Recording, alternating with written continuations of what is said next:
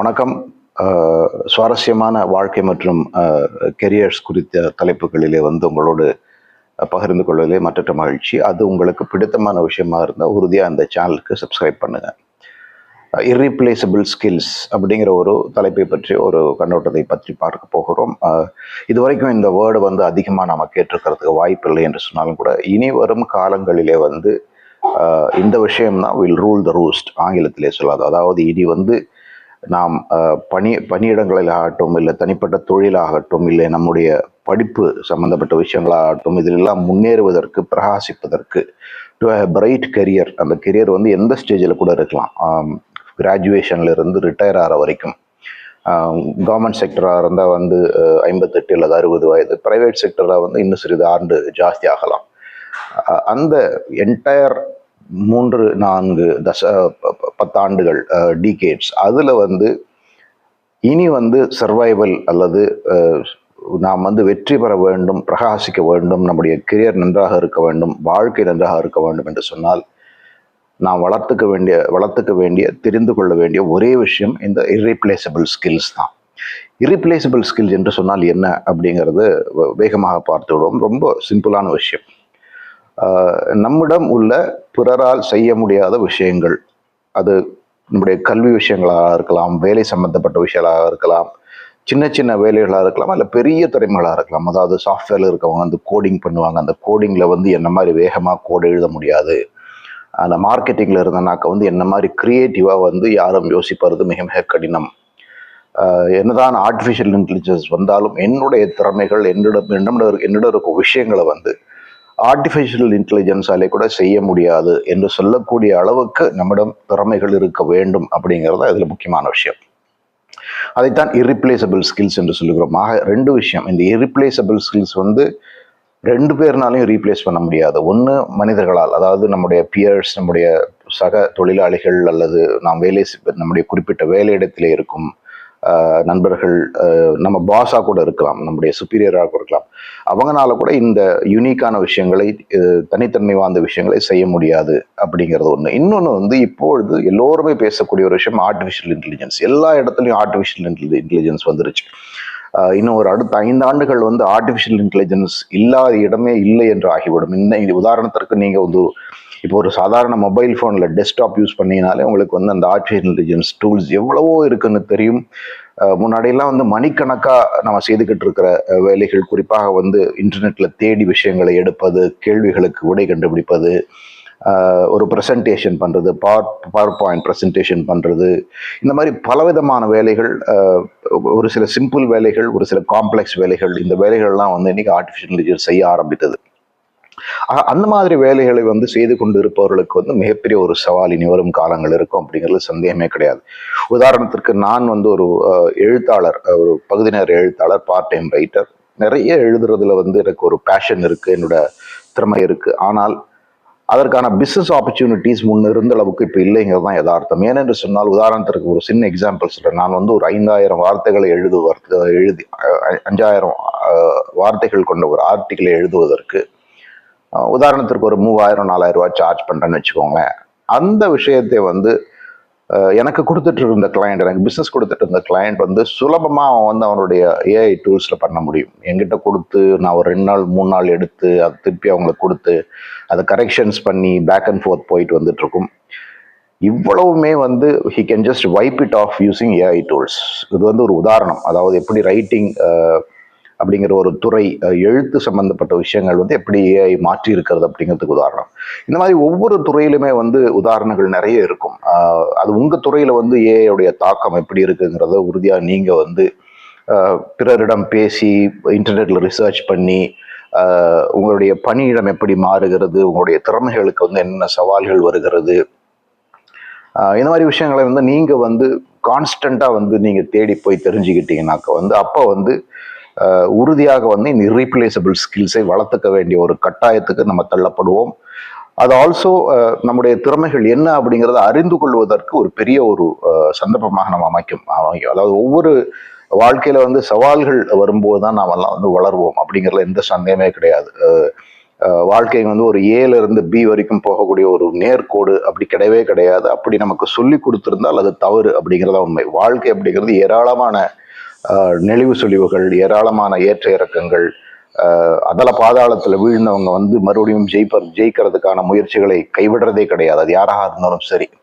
அது போல ஒவ்வொரு சந்தர்ப்பத்திலும் ஒவ்வொரு ஸ்டேஜிலையுமே வந்து நம்முடைய திறமைகள் என்ன, நம்முடைய யூனிக், நம்முடைய தனித்திறமைகள் என்ன, நம்ம கிட்ட இருக்கிற பயன்படும் தனித்திறமைகள் என்ன, பயன்படாத தனித்திறமைகள் என்ன அப்படின்னு இருக்கு. அதாவது நமக்குள்ள ஒரு சில திறமைகள் ஒழிந்து கொண்டு இருக்கின்றன என்பதையே கூட நாம் 10-15 ஆண்டுகள் அறியாமல் இருப்போம். நிறைய விஷயங்கள் அப்படி இருக்கு.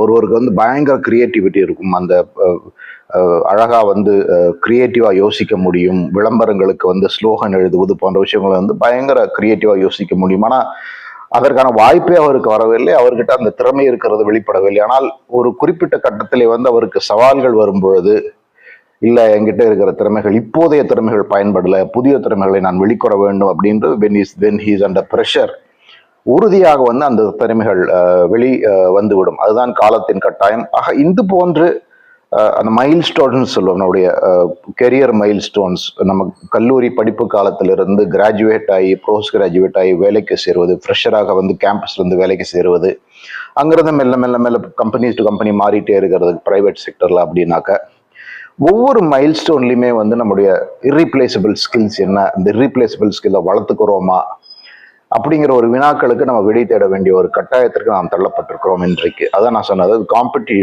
To stay competitive. நாம் வந்து காம்படிட்டிவாக இருப்பதற்கு, ரெலவெண்ட்டாக இருப்பதற்கு, இன்னும் சொல்ல போனால் இனி வருங்காலங்களில் இருந்து நமக்கு வேலை இருக்குமா இல்லையா அப்படிங்கிறதையே வந்து இந்த இர்ரீப்ளேசபிள் ஸ்கில்ஸ் தான் தீர்மானிக்கும். என்கிட்ட இர்ரீப்ளேசபிள் ஸ்கில்ஸே இல்லை அப்படின்னு சொல்றது ரொம்ப சுலபமான ஒரு எஸ்கேபிசம். யாரிடத்திலுமே தனித்தன்மை இல்லாமல் இருக்கவே இருக்காது. நீங்க ஒரு மெக்கானிக்கல் இன்ஜினியரா இருந்தீங்கன்னாக்கா ஷாப் ஃப்ளோர்ல உங்ககிட்ட ஒரு யூனிக்கான தனித்திறமைகள் இருக்கும். எலக்ட்ரானிக் இன்ஜினியரா இருந்தாக்கா வந்து அந்த எலக்ட்ரானிக் ரிலேட்டட் சம்பந்தப்பட்ட விஷயங்களை வந்து வேகமா சால்வ் பண்ணக்கூடியது, ட்ரபிள் ஷூட் பண்ற திறமைகள் உங்ககிட்ட இருக்கும். இது போன்ற விஷயங்கள்லாம் வந்து ஏஐ வந்து தாக்கத்தை ஏற்படுத்தவே முடியாது. ஏஐ வந்து எப்படின்னாக்கா மொனாட்டனஸ், ரிப்பீட்டட் எஃபர்ட்ஸ்ன்னு சொல்லுவோம். ஒரு கிளரிக்கல் ஒர்க் ஆகட்டும், கோடிங் அப்படிங்கிறது ரிப்பீட்டட் ஒர்க் தான். இது போன்ற விஷயங்கள் தான் ஏஐ வந்து ஆட்டோமேட் பண்ணுமே தவிர, நம்முடைய நாலேஜ், டீப் நாலேஜ் அல்லது டீப் ஸ்கில் சம்பந்தப்பட்ட விஷயங்களில் வந்து ஏஐ மாற்றம் கொண்டு வருவதுங்கிறது நெடுங்காலமாகிவிடும். இது எப்படி வந்து ஏஐக்கும் கஷ்டமோ அதுபோல பிறருக்குமே கூட இந்த நம்முடைய தனித்திறமைகளை நம்முடைய தனித்திறமைகளை ஈக்குவலா வந்து நம்முடைய ஆஃபீஸில் நம்ம கூட ஒர்க் பண்ணுறவங்க, நம்முடைய ஃபேக்ட்ரியில் நம்ம கூட ஒர்க் பண்ணவங்க, இவங்க வந்து அவ்வளோ சுலபத்தில் வந்து ரெப்ளிகேட் பண்ண முடியாது. அவங்களால வந்து அதை செய்ய முடியாது. நம்ம செய்யக்கூடிய வேகத்திலே, நம்ம செய்யக்கூடிய ஒரு தனித்தன்மையான விஷயத்திலே, நம்ம செய்யக்கூடிய அந்த நமக்கு கிடைக்கக்கூடிய அவுட்புட் வந்து அவங்களுக்கு கிடைக்கவே கிடைக்காது. ஏன்னா அது வந்து நம்முடைய யூனிக் ஸ்கில்ஸ்.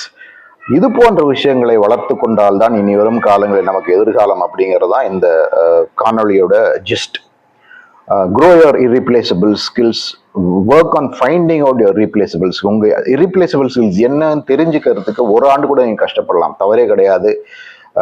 irreplaceable skills என்கிட்ட கம்மியா இருக்குன்னு சொன்னாக்க நிறைய கோர்சஸ் இன்னைக்கு வந்து யூடியூப் வந்து ஒரு ஒரு தங்கச்சுரங்கம் கற்றுக்கொள்வதற்கு. நீங்க எந்த துறையில இருந்தாலுமே வந்து ஒரு புதிய விஷயத்தை கற்றுக்கொள்வதனால் யூடியூப் கத்துக்கலாம். அதே போல ஆன்லைன் கோர்சஸ் வந்து யூடெமி போன்ற தளங்கள் 300-400 ரூபாய் இன்வெஸ்ட் பண்ணோம்னாக்க ஒரு புதிய விஷயத்தை கற்றுக்கொள்ளலாம். பல 45-50 ஆண்டுகள் ஆனவர்கள் எல்லாமே கூட வந்து இந்த மாதிரி நம்ம கிட்ட இருக்கிற ஸ்கில்ஸ் பத்தாதுன்னு சொல்லிட்டு இன்னைக்கு யூடெமி போன்ற தளங்கள்ல வந்து ஏராளமான நேரத்தை செலவழித்து மிக மிக குறைந்த செலவிலை வந்து தன்னுடைய திறமைகளை வளர்த்து கொண்டு இருக்கிறார்கள். காரணம், அதனுடைய நோக்கம், ஆப்ஜெக்டிவ் வந்து இதுதான். இர்ரீப்ளேசபிள் ஸ்கில்ஸ் வந்து கம்மியா இருக்கு நம்ம கிட்ட, அதை வளர்த்து கொள்ளாவிட்டால் நம்முடைய எதிர்காலம் கேள்விக்குறி அப்படிங்கிறதான் விஷயம். இதை பற்றி நிறைய பேசிக்கொண்டே போகலாம். ஆனால் நான் கன்வே பண்ண வேண்டிய வந்த விஷயம் இதுதான்.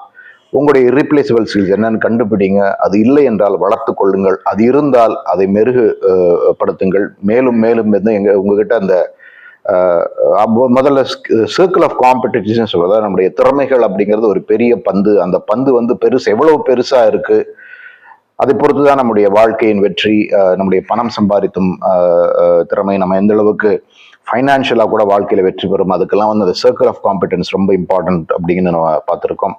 இனி வந்து அந்த சர்க்கிள் ஆஃப் காம்பிடன்ஸ் அப்படிங்கிறத விட சர்க்கிள் ஆஃப் இர்ரீப்ளேசபிள் ஸ்கில்ஸ் எவ்வளவு பெரிதாக இருக்கிறது, எவ்வளவு ஏஐனால வந்து ரெப்ளிகேட் பண்ண முடியாது, எவ்வளவு பிறரால் ரெப்ளிகேட் பண்ண முடியாது, எவ்வளவு யூனிக், அதுதான் வாழ்க்கைக்கு எதிர்காலம், அதுதான் வெற்றிக்கு வழி. இது எந்த ஸ்டேஜில் இருந்தாலும் அப்ளை ஆகும். நீங்கள் வந்து பள்ளியில் இருந்தால் கூட நீங்கள் பள்ளியில் எக்ஸல் ஆகணும்னாக்க இதுதான் அப்ளை ஆகும். கல்லூரியில் இருந்தால் கல்லூரியில் எக்ஸல் ஆவதற்கு இதுதான் அப்ளை ஆகும். வேலை நான் ஏற்கனவே ஆரம்பத்தில் சொன்னது போல நீங்கள் ஒரு ஃப்ரெஷராக இருந்து நீங்கள் ரிட்டையர்மெண்ட் போகிற வரைக்கும் இர்ரிப்ளேசபிள் ஸ்கில்ஸ் இல்லை என்று சொன்னால் எதிர்காலம் மிகப்பெரிய ஒரு கேள்விக்குறி. அது இறந்து விட்டால் எந்த கொம்பனும் உங்களுடைய வருங்காலத்தை பிரச்சனைக்கு உள்ளாக்க முடியாது. Nobody can question your career and nobody can trouble your career அப்படிங்கிற ஒரு விஷயத்தோடு சொல்லி முடிக்கிறேன். இந்த சுவாரஸ்யமான தலைப்பு கட்டாயம் ஒரு புதிய கண்ணோட்டத்தை உங்களுடைய வாழ்க்கைக்கும் கெரியருக்கும் கொடுக்கும் அப்படிங்கிற நம்பிக்கை எனக்கு இருக்கிறது. உங்களுக்கு எல்லா வளங்களும் உண்டாகட்டும். அவங்களுடைய வேலை கெரியர் நன்றாக செல்லட்டும், வாழ்க்கை நன்றாக செல்லட்டும். உங்கள் நேரத்துக்கு மிக்க நன்றி. இந்த காணொலி பிடித்திருந்தால் இந்த சேனலை சப்ஸ்கிரைப் பண்ணுங்க. கட்டாயம் உங்களுடைய நண்பர்களோட பகிருங்கள், அவர்களும் பயன்பெறுவார்கள். Let us work on our irreplaceable skills. மிக்க நன்றி.